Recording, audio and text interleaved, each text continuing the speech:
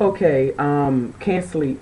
Like with many other cases that I come across, I have a hard time sleeping, mainly with my spirit. My spirit a lot of times try to instruct me in certain things, try to show me things, like does with everybody. So with this being said, this Trayvon Martin case is just totally blowing my mind. The reason for it is we have this man Zimmerman who was a neighborhood watch. This guy calls police and says he sees somebody suspicious. He thinks they're on drugs and the whole nine. And he even said he's heading my way, as if he's trying get ready to approach him negatively. Now, with that being said, Zimmerman doesn't do anything in self-defense. He's still talking to police. At one point, you can hear his voice, his breathing actually escalates, where you can tell it's coming a little sporadic. And then you hear the car door opening as police asking him, "Are you following him?" And he says yes, and they told him don't do that. And his response was okay, as if, okay, I'm not going to follow him anymore, I'm going to stop. Well, my thing with that is, it leads us to believe that he's actually getting out the car to follow Trayvon. Who says he wasn't getting back in the car to follow Trayvon? It's just something's not right about that, because you can hear his voice escalate right at the end, his breathing rather, but he seems so calm, and actually it seems staged, like he's trying to set up a scenario that he knows the end result to. As I jump forward and listen to all these 911 calls and all this news feed and reading up on everything, it is clear to me that it may be even more than a racial issue, if a racial issue at all. But let me say this, because I know a lot of people just jump right on the race, because mainly the way the police are handling it. But it also, to me, could be three different things here. Zimmerman could just be psycho, a lunatic, and Trayvon just happened to be the victim at hand. He was just right there, available to him. It could have been race, and it also could have been a sexual assault gone wrong. And the reason why I say that is because my spirit tells me, my discernment tells me that Trayvon and Zimmerman had already encountered each other, whether it was on his way to the store, on his way from the store before he called police. It was some kind of altercation. Now the thing that for interaction, let me say it that way. I don't know if it's altercation yet, but some kind of interaction. My main thing with that is, you never once heard Zimmerman or the police say that Zimmerman identified himself as security at all, ever. When he was in the car, when he started following him, and even before these gunshots. You only heard people say that they heard one voice, one sound, and that was the pleas and screams, and it was so wretched in the cries of help. Now, going to one of the 911 calls, you can hear him, Trayvon, in the back, the 17-year-old boy, screaming. It's very wretched, as I said, and it just it's actually horrifying, but it's not, in my spirit, the screams of a first attack. That's the scream of a second attack, because you already know what's coming. It's so wretched that I have never even in my life heard or seen or heard anybody even describe a first attack being in that way. So that's baffling. Even when you hear the screams, then you hear a gunshot, then the scream stops. Zimmerman says it was self-defense. Now, my problem with this is another caller came in. A young lady called, put her brother on the phone.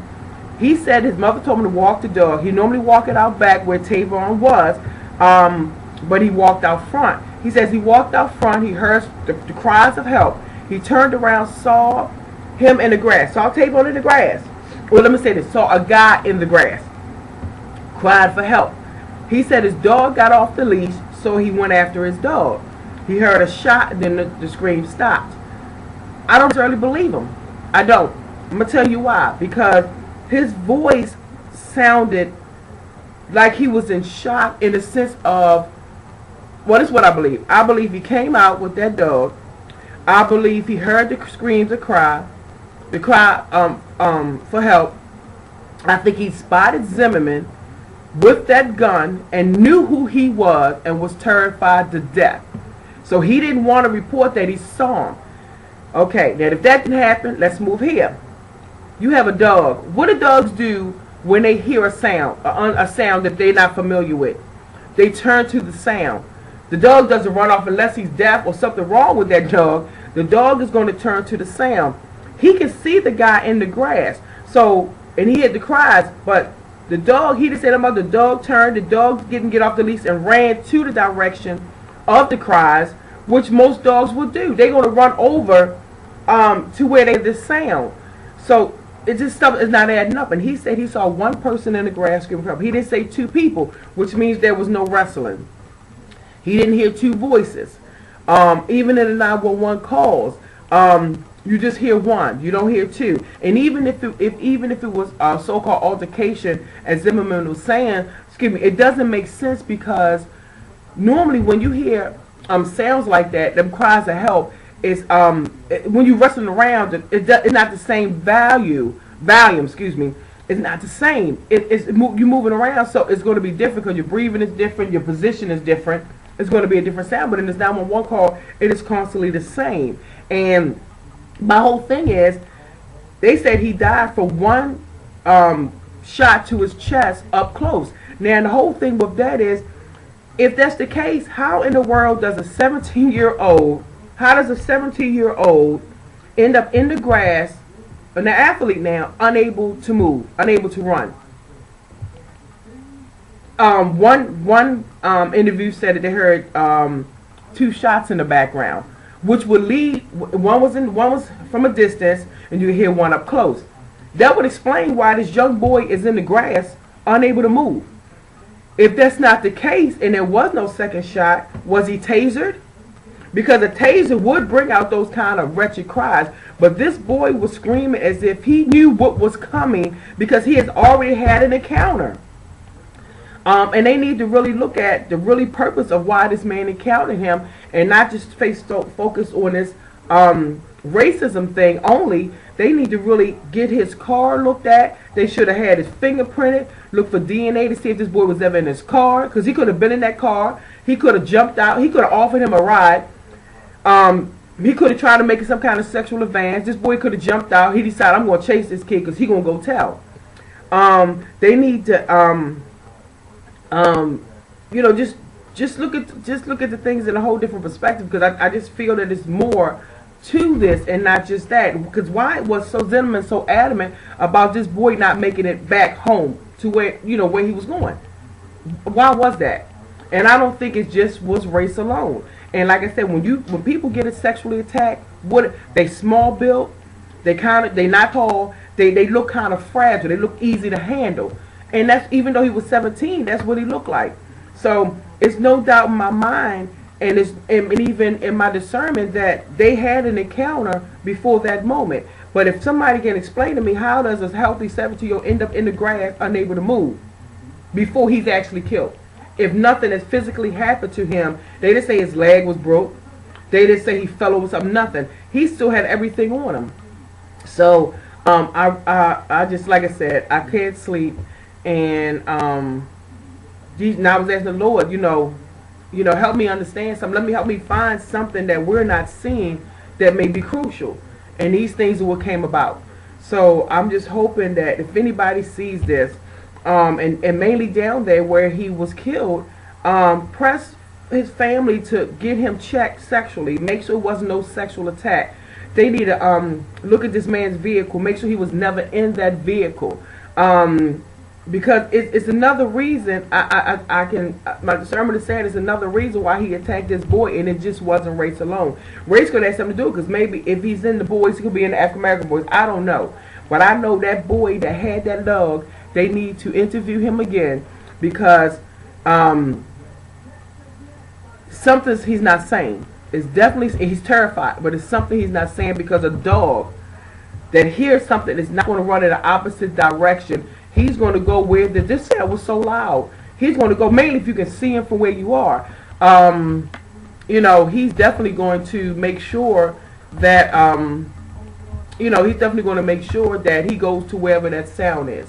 So like I said, I just hope they interview this young man again to get his real story, because he saw something. And like I said, and just say if his story is what it is, that goes to show that he was already injured before that man shot him, which means he had to do something to him to prevent him from moving.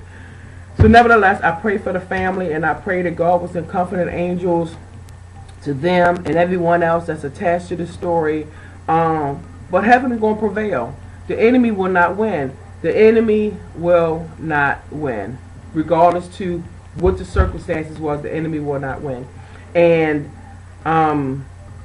that's all I have to say. So God bless y'all, and just keep praying when you see stories like this, because even if you're not there physically, them prayers help, because prayers help angels be dispersed to the situation in which you're praying for.